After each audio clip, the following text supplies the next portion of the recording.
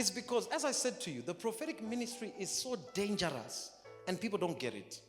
It's what I was teaching Connie and Anton during the week. That do you understand that you can speak a word and it can be the destruction of that person's family? I said it to some of you here last week, those of you who are here. That I can speak a word to you and I can end up destroying your whole entire family because of my word. How many times have us as men of God spoken to you and said, your mother is a witch. Now you don't have a relationship with your mother because of that word I said. And remember, prophecy does not come to what? To destroy. It comes to what? To build, to edify the church.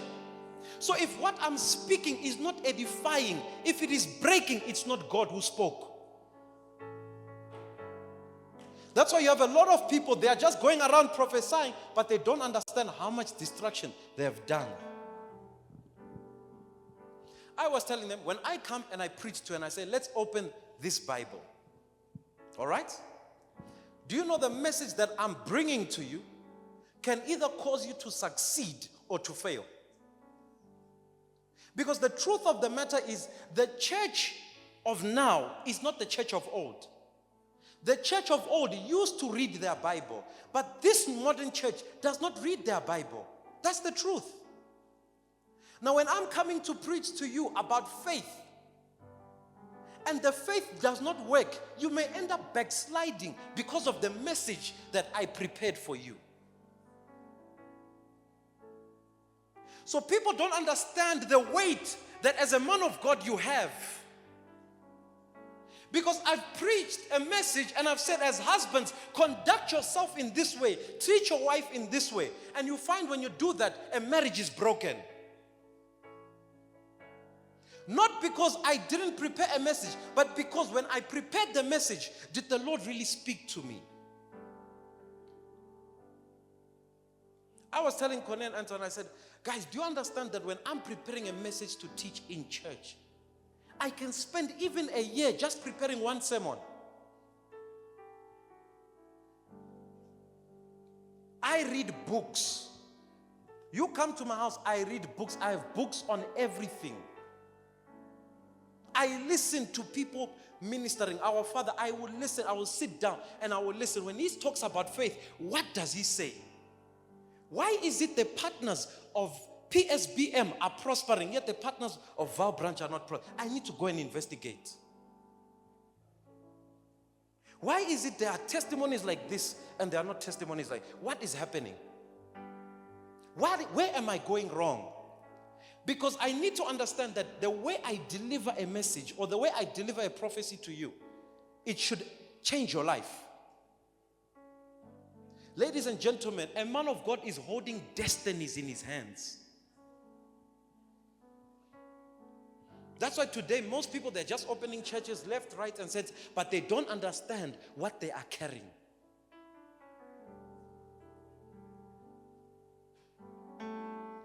I remember one time, there was a woman here in church. Her father had gone missing. Her father had gone missing for how many years was it? 21 years. Never seen her father before. Now, I have the boldness to come and say, your father is alive. You're not hearing me. I come to you and I say, you're 21 years. At least he had contact with his father. She never had contact with her father. Nothing whatsoever. All she had was hearsay that we might have seen your father. Now I come to you and I say, your father is alive and he will be found. Now, do you understand that if she finds her father, finds a grave marking with her father's name, her faith is gone?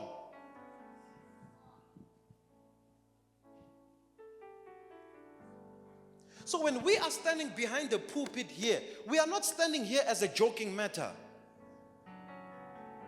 And right now I'm speaking to men and women of God. Because many people, they go around, they want, can I prophesy to you? Hey, listen, this is going to happen. Now that thing does not happen. What happens to your faith? What happens to that person's faith? Now, do you understand that as a man of God, I actually control your life without realizing that I control your life? If you are to succeed or you are to fail, it is because of the sermons, the preachings, the prophecies I prepare on a daily basis. We are not just talking about your application here, but we are talking about my delivery of the message.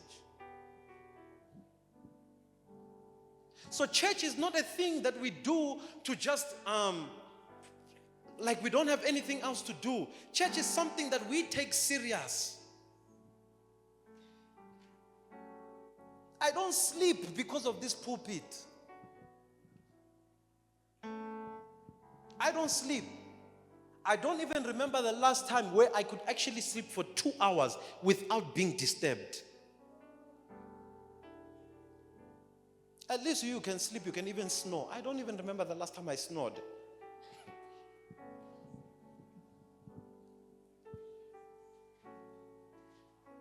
Because every time I would close my eyes just for 30 minutes, the Lord will say, wake up, pray for this.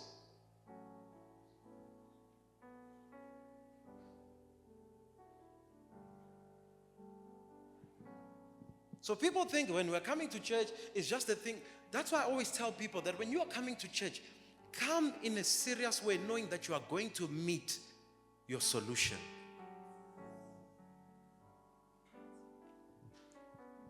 Do you understand the disciples of Jesus? They were with Jesus the whole time, but Jesus never felt power leaving him.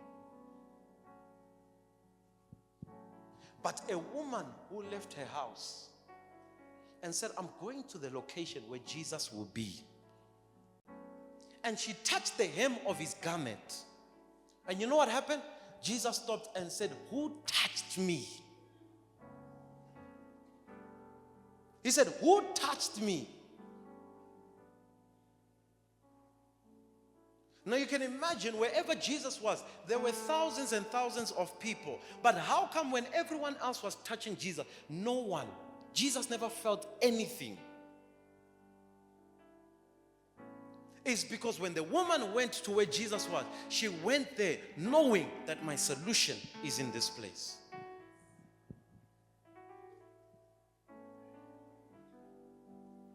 So when you are coming to church, don't come to church as if you have come here to play or to socialize, because you're like, oh, you know what?